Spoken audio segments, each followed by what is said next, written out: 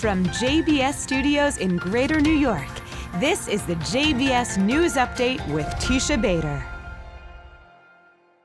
I'm Teisha Bader with the JBS News Update for Tuesday, December the 8th, 2020.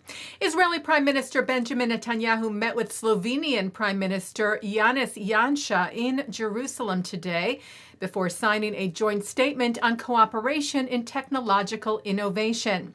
Netanyahu expressed his gratitude for Slovenia's support, including its recent ban of Iranian-backed Lebanese-based terror group Hezbollah in its entirety. I want to thank you for designating Hezbollah as a terrorist organization. Of course it is. I also want to thank you for your support in international forums. Slovenia will hold the presidency of the Council of the European Union next year.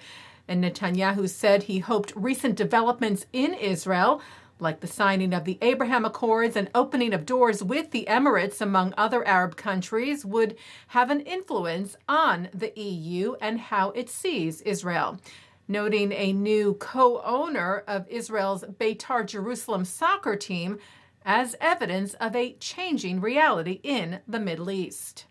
It's instructive that an Emirati has bought Beitar Jerusalem, which is one of our well-known soccer teams. It tells you how things are changing so rapidly.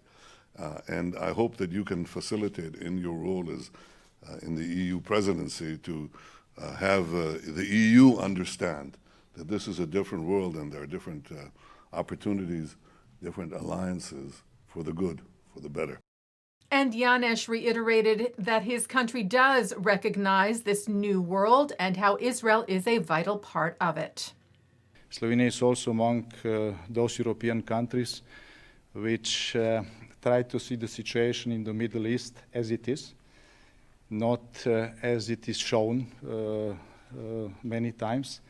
So we are realists. We know the real role of Israel here, the importance of Israel for the world peace and for the peace in the region. And whatever we can do to strengthen this position, we are prepared to do. As the Prime Minister mentioned, Beitar Jerusalem has a new co-owner, Emirati businessman Sheikh Hamad bin Khalifa Al Nahyan, a member of the Emirati royal family. Nahyan bought 50% of the team and will serve as its vice chairman. He was introduced at an online press conference today in Dubai by Beitar's Israeli owner, Moshe Hogeg, who called the partnership the first real fruit of the peace agreement between Israel and the United Arab Emirates. Hogeg said, of course, they want to win and make their fans happy. And he said, we want to show people, after so many people think that Muslims and Jews cannot do things together and cannot get along, we want to prove them otherwise. Responding to a question regarding concerns about the club's reputation of having fans that are racist against Arabs, Bin Khalifa said, we want to set an example to both nations that Jews and Muslims can work together. With Hogeg adding, this is part of the things we want to change in this club. Jerusalem is a holy place for all religions, Christians, Muslims, and Jews. And we want to show that in this city, we can have a football club that we can all enjoy together. And everyone who will step in our way, we will deal with them with no fear. A small box set to hold ashes of Holocaust victims from the Dachau concentration camp was buried Sunday in a Jewish cemetery in South Carolina. The Allgemeiner reports that the box of ashes was discovered recently by Daniel Bauknight among the belongings of his grandfather, John, a U.S. Army veteran who recently died. A message on the box explains that the ashes were taken from the crematorium at Dachau on February the 11th of 1945. It is believed that Bauknight received the box in Germany after the war, where he helped in tracking down and prosecuting Nazi war criminals. After finding the box, Daniel reached out to local Chabad rabbi Hesh Epstein to discuss what to do with it. And in a special ceremony this past Sunday, the box was buried at the Arcadia Lakes Cemetery in Columbia, South Carolina. Epstein told the Allgemeiner, for reasons beyond our comprehension, Providence has placed this incredible opportunity into our hands to bring some solace to the souls of the departed and lay them to rest here among their people.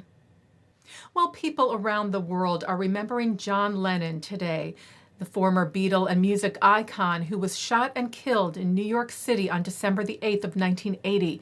Marking the somber 40-year anniversary today, Israeli television aired audio of Lennon singing in Hebrew. It was made during an interview by then Israel radio correspondent Akiva Nof in Amsterdam in 1969, during which Nof asked Lennon if he would let him teach him and his wife Yoko Ono 2 lines of a song of his. And Lennon enthusiastically replied yes. Nof told Israel's Channel 12 television, "I wrote out the words for him in Latin letters, taught him the tune in a flash, and he sang." And what did he sing? "Jerusalem, we have all sworn for eternity. We will not abandon you from here and forever."